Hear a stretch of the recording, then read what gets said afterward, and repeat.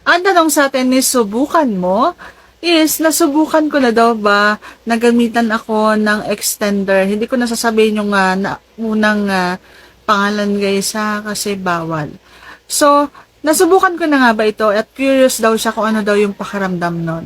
Pag-uusapan natin yan, pero bago yan, kung bago ka pa lang sa akin channel, please consider to like this video and subscribe my channel. Alam nyo guys, kahit hindi ko i-search ito, base sa kanyang pangalan, so alam kong pandugtong ito sa mga maliliit, yung kanilang mga T. So, extender Okay, so nasubukan ko na nga ba? Ang sagot po is, hindi pa po. Hindi ko pa nasubukan to, at hindi ko pa alam kung anong itsura nito.